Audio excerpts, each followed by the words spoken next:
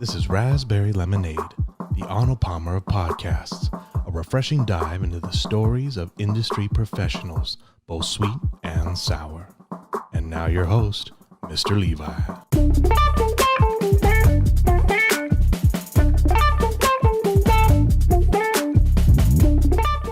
Welcome back to another episode of Raspberry Lemonade. Today on the show, we got Damon Yates from North Carolina. How you doing today, man?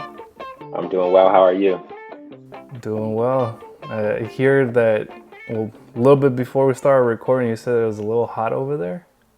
A little. It's been in the mid to high 90s. Yesterday was about 98 with an index of 105. So, I took my Okay. daughter to the water park, and as soon as you run through the water fountain, you come right out, and maybe like 5 minutes later, you're dry. So it's been pretty hot. My goodness, is that normal for the time of year? Oh, I think just anywhere. I read yesterday that it was like the hottest summer on Earth. So I think everywhere is pretty much boiling, to Yeah. say the least. But typically here in the summertime it's pretty warm, but not like this. Gotcha. Yeah, it's been really interesting because even out here, at the time of that we're recording this, last night, it was super random. Last night it actually rained, or I guess really, really early in the morning, and I was like, "Am I dreaming? Like, what's going on?" Because it's been pretty warm, and California, especially in the summer, it's pretty decent weather. So that kind of threw me off. But enough about the weather. We're here to talk about you, man, and your story. So why don't you go ahead and tell everyone what it is that you do? Yeah, sure. So I'm originally from Connecticut. Relocated to Charlotte, North Carolina during the pandemic. It was one of those days where me and my wife, we kind of looked at each other and we were like, we don't know what the world is going to be. We don't know what this is going to turn out to. So we always either want to relocate to Florida or to North Carolina. We came down, visited one day, and we kind of just fell in love with the city, the environment. I also do have some family here, so we relocated. I have a wife, 6-year-old daughter. She loves it down here. In terms of my professional background, um, I'm a man of many hats, I could say. I do accounting in terms of 9 to 5. I also work with Kerns Capital as a managing partner, which is a hedge fund. Also dabble in multifamily real estate. I also do some day trading and also FBA, which is Amazon. So those are ventures that I've invested into in terms of the trading and the FBA. Those aren't things that I practice or focus in on, but those are investments that I've gotten into in terms of real estate. Those are some of the focuses that I am hands on with. Likewise for Kerns Capital as a capital raiser. And of course, accounting is my actual background and degree. Dang, you're a man of many skills, it sounds like. Yes. But as of right now, what would you say? Where is your focus, or what is your focus on most of the time? What's your day-to-day thing? My prime focus is Kerns Capital. As managing partner, it's my responsibility to network like individuals like yourself, being able to network, look for investors that are interested into those vehicles that we offer. And I can kind of dive into those different vehicles that we have and we provide. For example, for our Fund One, is trading, but it's a trading using algorithmic software. And with using that software, it's a high risk, high reward.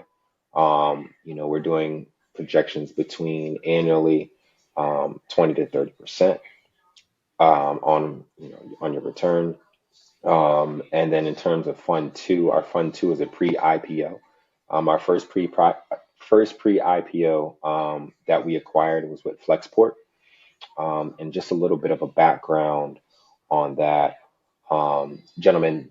His name escapes me at the moment, but David, he actually ran all the logistics for Amazon. So when you think about Amazon next day shipping, you think about Amazon Prime, All those analytics and ideas came from this one man who actually just turned down $250 million to extend his time at Amazon and has joined Flexport.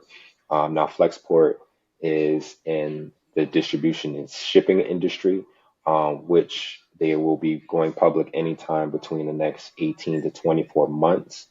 And with that being said, they're already valued at, our estimated value is at 3 billion, with expectation once go public to be valued at $30 billion company.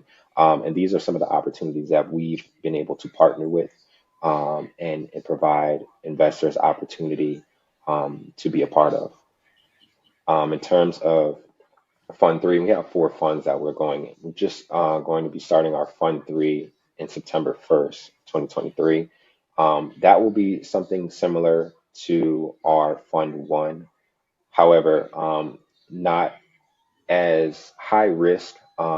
This vehicle will be a 80/20, so it'll be uh, more of a 20% risk factor in terms of the high end, but majority of that fund will be low risk, monetized annually. Will be doing still somewhere between 20 and 30% returns on that fund. Now our fund four, which we are still working on, documentation, things of that nature, is in aerospace. So we have a partner that's one of seven individuals in the world that is able to acquire turbines for jet airlines, for Boeing and things of that nature. And he gets those turbines, he refurbished them, and then he resells them back out. So, in terms of numbers and returns on investors, we're not actually divulging that information quite yet. But I can say, in terms of like a real estate deal, if you think of multifamily, a lot of times investors get a pref of, and that's a preferred annual return of 7%, where we're going to be providing something as a real estate structure where we'll be providing investors 15% pref and still have somewhere Wow. of a somewhere between 30 to 60% annual return. But again, we're still working those documents out. But in terms of numbers and returns, that's where we're projected to be. So it's a very exciting time for us right now, making a lot of great connections and just being able to get this information out to the masses for me, and finding investors that enjoy just different vehicles of investing and getting a great return on that. Yeah. No, so you covered quite a bit there. You mentioned I know it's a lot, it's a you mouthful, mentioned but you mentioned some things that stood out to me and just wanted to kind of touch back on. You said that you're dealing with people who make turbines for basically space exploration. Is that did I so understand that? it's turbines for like Rolls Royce turbines. Oh, So okay. they'll yeah. So any Boeing 747, 757. If I'm not super perfect on aircrafts, but if you think of your American Airlines and Gotcha. airlines Yeah, like because that, here where yeah, I was thinking, man, that you were talking about like Elon Musk, right, SpaceX like a type of stuff. SpaceX Like thing, Jeff Bezos right? trying to get, yeah, Not yet, not yet, not yet. We'll not get yet, but is your head in there? exactly, and a lot of those opportunities that will unfold will, there'll be different avenues where we'll get into the aerospace and private private airlines and flights and things of that nature that we'll be working towards. But right now, the focus right now is just presenting this opportunity to investors about the rebuild of the turbines and the opportunity of where there is space in the market to make quite a few dollars. Gotcha. So it sounds like there's definitely opportunity there for people to invest. Now, you also mentioned earlier that right now your biggest focus is to network with as many people as possible to get this information out there, to be able to raise that capital, but really, in a nutshell, you could say that you're helping people, right? Have their money work for them. What would the criteria be for, say, the average Joe like myself if I wanted to be part of one of these investments? Yeah, sure. What's the breakdown or what's the minimum amount, that kind of thing? Right. So in terms of getting in on an opportunity like such, you have to be accredited investor. Now, accredited investor in terms of an individual, you have to make a income of 200,000 plus, and then if you are married, it would be an income of 300K plus to have the access. Just to show that you have the income, you can be a part of this opportunity. Um, and then in terms of the minimum investment on the opportunity. Each fund is different, and it also depends on the relationship that we already have. If you're already an existing investor, those minimums do change. But again, a lot of funds are minimums are different. They're all each individual operations. Each one is treated differently. Gotcha. Fair enough. You know, it's good to know. I personally am not at that level yet. I'm just gonna tell you straight off Almost the there. bat. We're almost there. Almost there, man. Just a couple $100,000 more. Right. But yeah, I'm sure there's people out there who will be listening to this at some point, and maybe they're wondering what the minimum is, and they're at that place where they can be an accredited investor. Right. Right. And then for everyone else, it gives us all kind of something to work for, right? Right. Or Exactly. towards. Now, kind of touching a little bit on who you are and maybe how long you've been doing this, because that's something that we really like to get into the nitty gritty of who are the people behind, the business or the fund or whatever, what have you, who the people are. So, firstly, how long have you been doing this specifically? Maybe working with this hedge fund. Yeah. Yeah. Since April, this is a new space for me.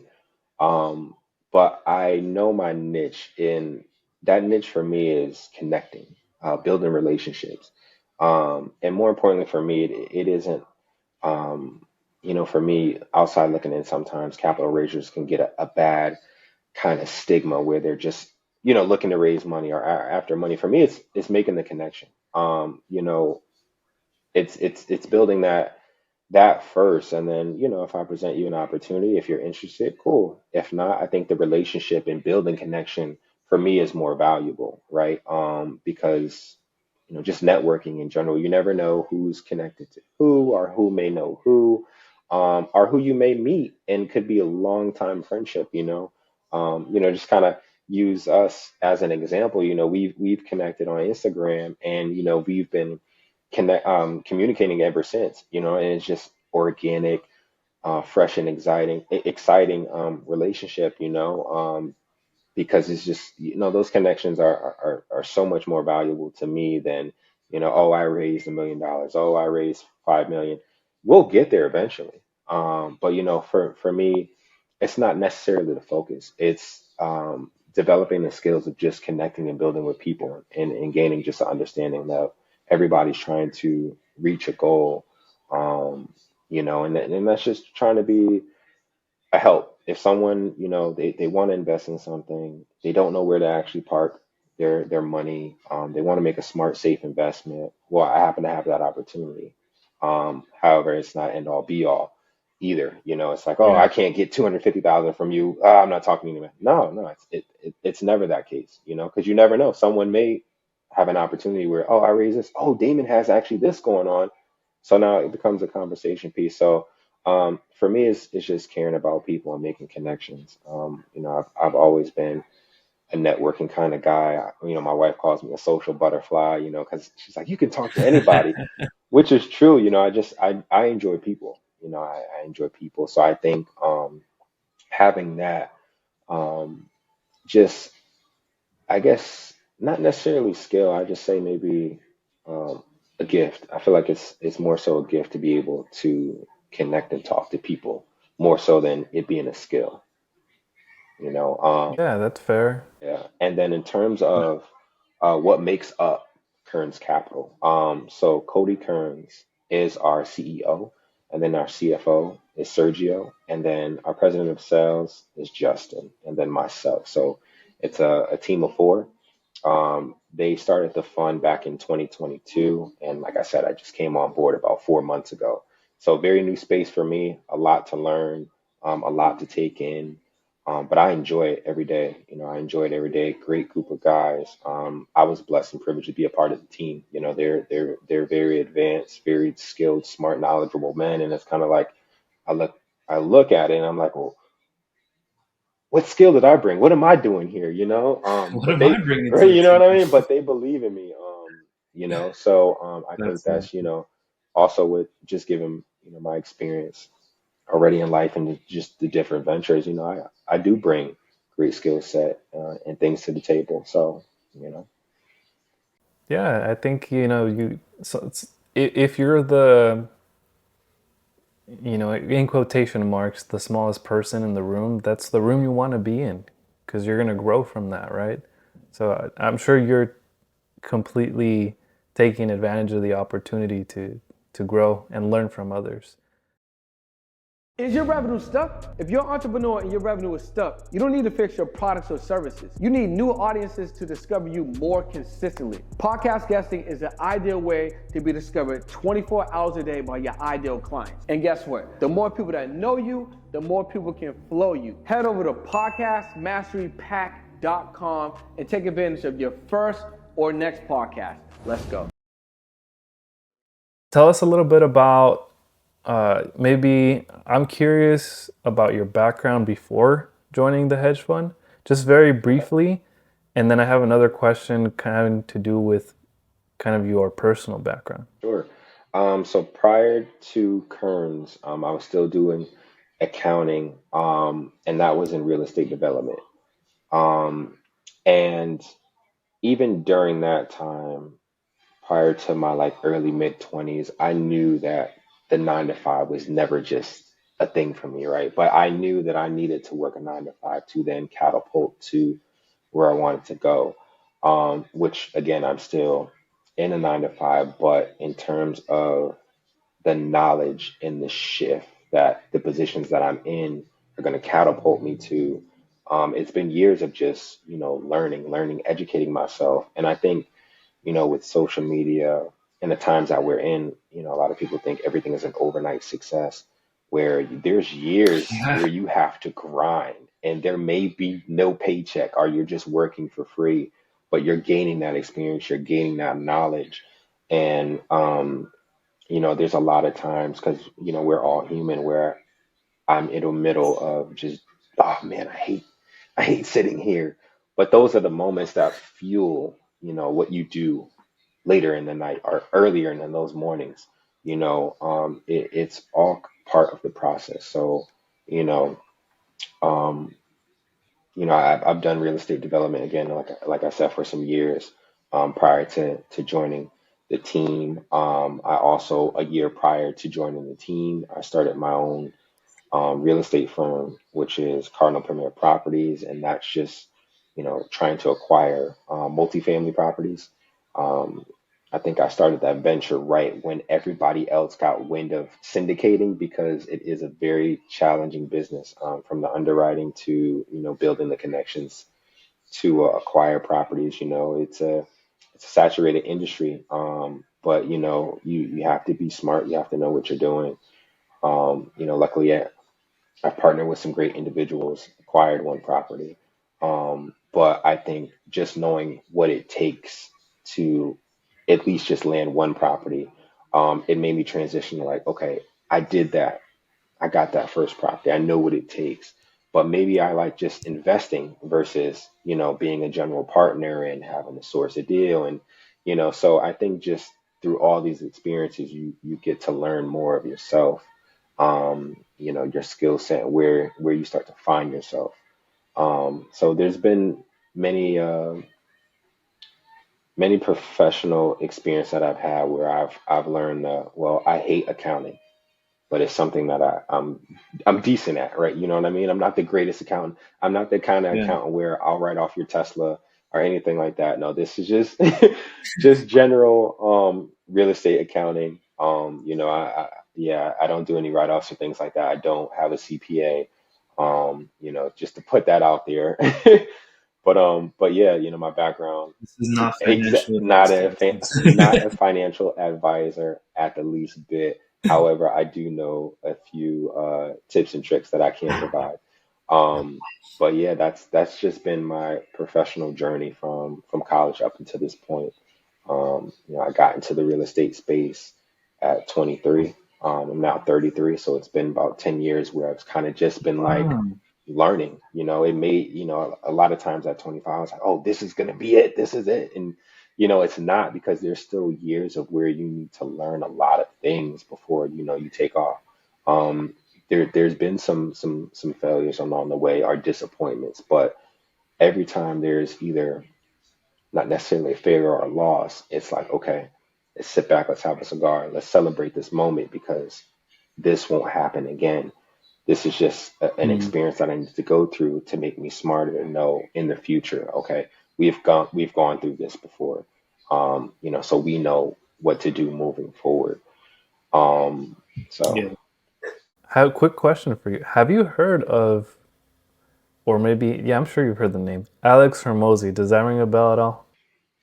it sounds familiar. Um, it sounds very, very familiar. I know for a fact you've probably seen one of his reels or shorts or something. Uh, he's super huge on learn before you earn, and I think especially like in this first decade, you could say from like the 20s to 30s, that's the time where it's not time to really try to make a lot of money. It's like learn the skills that you need to later then be able to make money. Exactly. And it sounds like that's what you've been doing. That's exactly it. Yeah. I mean, every day I'm learning something new, whether if it's in terms of business credit, business funding, utilizing this and different resources. Every day is a learning experience for me, which is a blessing, because, I don't wake up and it's just like the continuous cycle of repetitiveness. No, every day I'm finding new ways to either network or educate myself. And the feeling of that is, it's thrilling, because you know you're utilizing your skills, and that day is coming where it's kind of like, okay, yes, I made it, or whatever that feeling is for anyone. It's sure to come. Yeah. Awesome, man.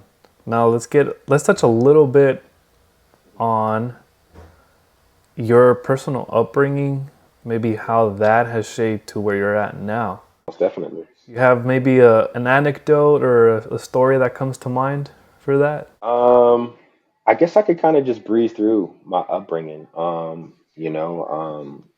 grew up in Connecticut. Wasn't the best circumstances in terms of neighborhood. I can say, grew up with gangs and, the violence that was out there. I happened to be a sports kid. My mom always had me in sports, whether it was football, basketball. I come from an athletic family as well. And we all just were kind of like, you know, I guess jocks, if you want to, to say the least. But I was always, very big into football from the year 7 to 15.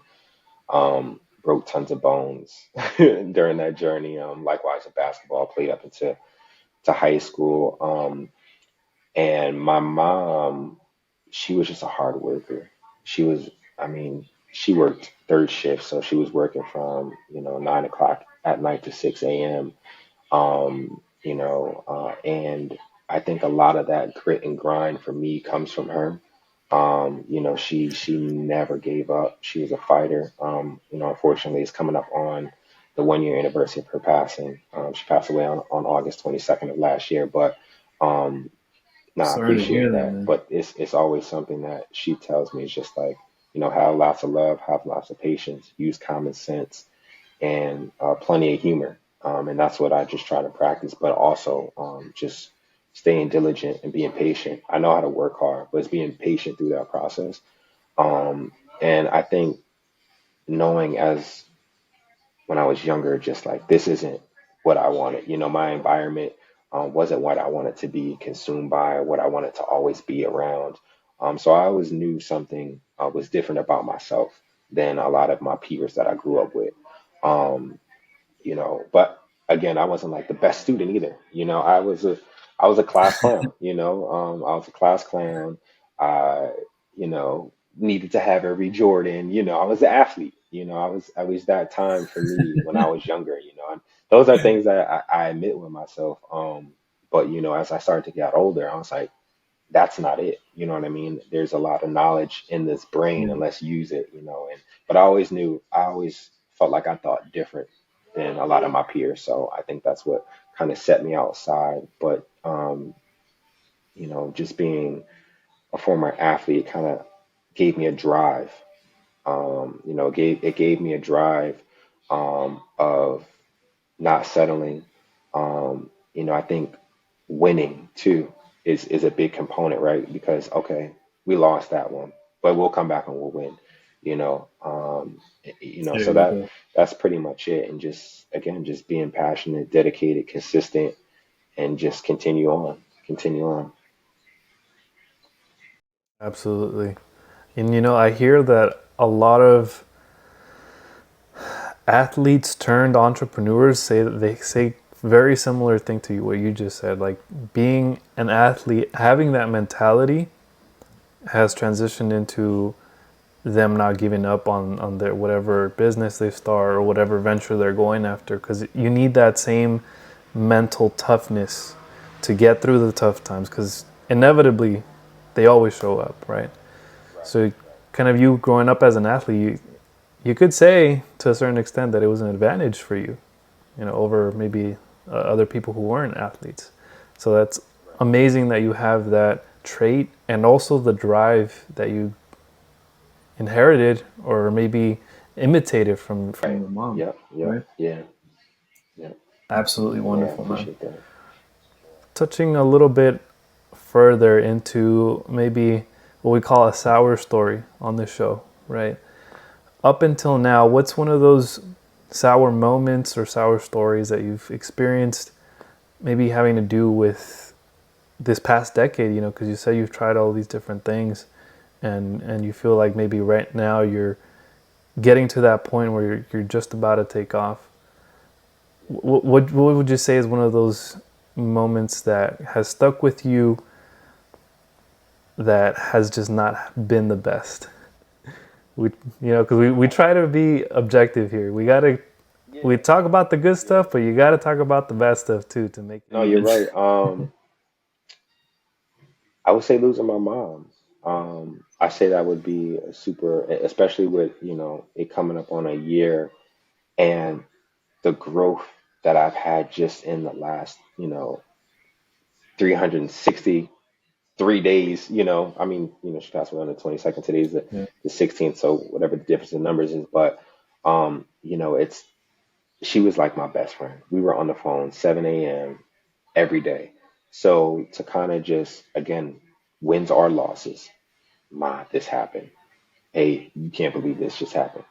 To kind of just have that companionship where I can, well, Ma, what would you do in this scenario or situation? And she's like, well, it's kind of having that conversation that I miss, that extra ear, is the sad and kind of soft spot for me.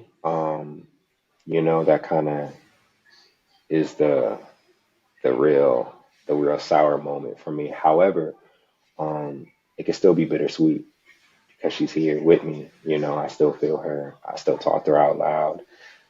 Things like that. So it's still it's sour, but again, it's bittersweet because again, she's not here in the physical, but I feel her presence. Right. That reminds me of something that my dad has always said, and I think it's really true. Well, actually, he got it from a famous Mexican singer, but basically what the phrase is that our loved ones don't really die until we stop remembering them. And I think Yeah, that's that's so chilling. true. Chilling. I got chills, man. Yeah, but it's very true. Yeah, It's yeah, true, man, because I mean, we still talk about, like, I've never got the chance to meet my great grandpa, right? But my dad did. And he, growing up, he always told me stories about him and all these things. So it's almost like I feel like I'm still connected to him, and I got to know him right. through my dad. So I mean, I'm sure the same thing with in your case. You know, I don't know if you have any kids right now. Yeah. I You do have, have kids? but I mean, we talk about her, she talks about her, Yeah. So there you go. and just like how great of a grandmother she was, so to hear that and, for her to have a kind soul like that, to even just express it randomly, it's just like, okay, cool. You left your mark, Yeah. you left your mark, and Yeah. she'll forever remember that, because my daughter has a crazy memory, which Exactly. I did as a child as well. So to know that that mark has been left on her, makes everything okay. That my mom did her job. Yeah. Now, I did want to ask. This is probably the most how would you say it? Real moment we've had on the podcast in a while, but I just want to hear your perspective because at the moment I still have my parents with me. What would you say to someone out there listening who has their folks, at least one of them, and to maybe that's something you wish you would have done more of, or maybe not necessarily done more of, but kind of your side of things, right? Like, what would you advise them? Um, build that relationship. Build that relationship while you have time. There's no regrets between the relationship that I had with my mom, because the time that she was here, I always said I would send her on a trip. I sent her on a cruise when I was like 19, and she would always remember the room number, 8401. And anytime that she was having like a rough day, she would go sit out on the porch. And she's like, I'm going to 8401, and that was her moment where she just could enjoy herself, have her moment in time, and think back to where at that time her son was able to send her on a vacation. We had those everyday conversations. I was open. We had a great relationship. So I think just making sure you build those relationships, express your love, express your frustrations, get those things out. Those are important. I actually have my dad lives in Connecticut, but he's here with me here this week. And we've been having fun. We went to go see um, George Clinton, concert. My dad's 76, so we went to a concert. Didn't get home till like almost 1 o'clock Okay. in the morning. Still living out his youth. We went to a football game, went to the Panthers Jets game. So it's just um, you know grabbing hold of that time that you have left, and just really making those memories. I think that's what life is about, is making memories. We all want to work hard and make tons of money, but you can't buy time. But you could try to make as many memories as possible, and you can do those for free. You know what I mean? Even if you go out and get a cup of ice cream. Hey, I remember that time me and my parents went here for this. Or I remember we used to go for a walk all the time here. Those are memories. You can build memories. Memories don't cost a thing. They don't. But I would think, I would like to say, it's just like try to mend whatever relationship that you have, and just always express your love, um, and your appreciation. You know, everything. I appreciate everything that my parents Absolutely. provided for me, because then I'm able to have that gratitude and be blessed to be able to provide the same thing for my daughter. So yeah, Absolutely, man. Well said. And basically, kind of summarizing what you said is, or at least this is what I got from it. Take advantage of the time that you have because you just don't know. You don't know how long you have with your loved right. ones, right? That's a great message. I really hope that anyone who listens to this podcast at least takes away that Most definitely. Yes. with them. What do you say, Damon? Now we move on to the lighter side of things. What has been one of those amazing I'm on the top of on top of the world type of moments for you in your career so far? In my career, I would say raising my first 100,000 for Kerns. Um, because it was a space that, again, I've never been in. I've never gone out and asked anyone for any sums of money, let alone being six figures. So it's kind of you have to have confidence in yourself. You have to believe in what you're delivering. You have to have be personable. But I think for me, it's just like, if I could do this one time, I could do this 30 more times. You know what I mean? And again, it's not necessarily the price tag or the number. It's just building the confidence and knowing I can do this. It's a space I've never been in. But knowing that I Absolutely. can do this and I can do this, numerous times over, the building the confidence is the biggest thing, because at first I was like, I don't think I could do this. I don't think I could do this. But then I did it and I was like, oh no, I can do this. Like, I can do this.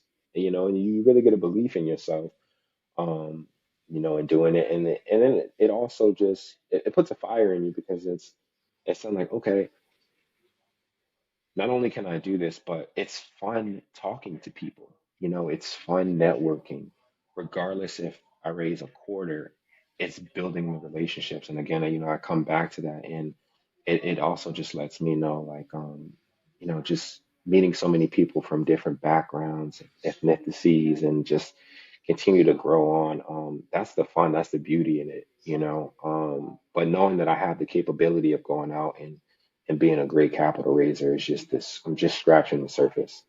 I still don't know how much potential is in here, but I know there's a lot, and I know I'll do great things with it. So Yeah. And I know you're gonna get there, man. I'm sure the day's gonna come when raising like 3 million is gonna be like right, your everyday. right. So it's just a matter of taking those steps Exactly, in that man. From direction. from your mouth to God's ears. There you go. I like that. Right on, man. So, uh, I guess you could say the second to last question of the show here. We like to end the show on a high note, a musical high note. So, a question that I like to ask all the guests we have on here is, if you had to choose your current live soundtrack, what song would that be? In your case, what song would that be? Ooh, I'm curious. um, a soundtrack. I think just off the top of my head, and also yesterday, I believe this is his birthday, but Nipsey Hussle had a song that I really liked called "Hustle and Motivate." Um, and for Mm, me, that's what we are. As entrepreneurs, we have to consistently stay motivated, but you have to have the hustle. You have to have the grind. You have to have the grit. For me, 4:30 a.m. to going to the gym. That's my hustle to motivate because it builds me up to meet me fired up for the rest of the day. And I would say that's a soundtrack that I would say would be a go-to for me. It's hustle and motivate because it fires me up, but that's also what speaks to me. It's hustling and motivating myself. Yeah. right on. I want to say I've heard it, but I'm definitely going to look it up after this recording and kind of look back on it. Anything about the song in particular that speaks to you? Maybe a bar or There's something like not one that? that I could think of off the top, but I think it's the feeling that it gives you. I think as an entrepreneur, you just have to have Gotcha. that hunger. And for me, there was a lot of times where either interviews or things like that where he spoke where um he left a lot of knowledge. And to also think like when he passed, he was about my age, 33, 34. But the wealth of knowledge that he had prior to his passing, even when I go back to some of his later music, and I was like, man, this was even above my head. And we were almost, similar in age, but there's always a gem that he dropped. And, you know, there is a clip. I'll send it to you. That's kind of like one of my favorite. I can't quote it word for word, but there was a lot of things that he spoke. He was a visionary, and just provided a lot of positive energy. I feel like for me, at least, that I take away. Yeah, I agree with you. You know, out here, being local to LA, a lot of people are quoting him still to this day. A lot of people revere him, you know, as a a positive public figure to the community. So, yeah, definitely gonna check that out because I'm very curious to what song you're talking about. I'll send it to you. Yeah, What for album? sure. Yeah. Sounds good, man. All right. Well, now my official last question of the interview. Where can people find you online to follow Sure. your Yeah. journey? So Instagram is the Damon Yates. And my name is DAMONYATES. Likewise on Threads. But I'm very active on both platforms, so you can contact me there. Also email.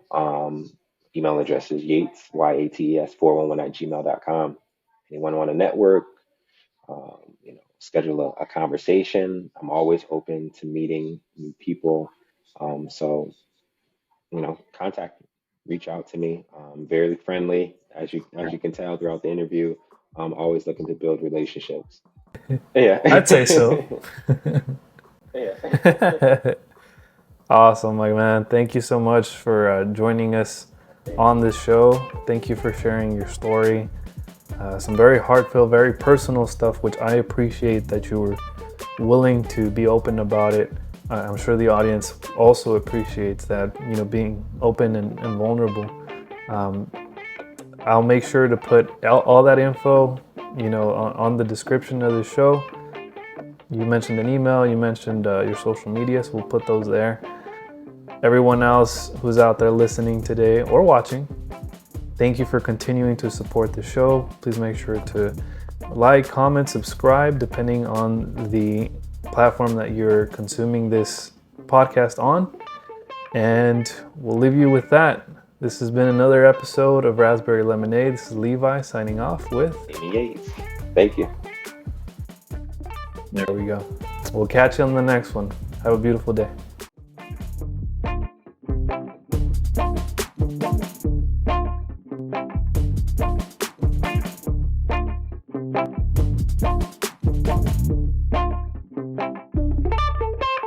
This has been a Redbird Studio Productions. Hope you've enjoyed the program.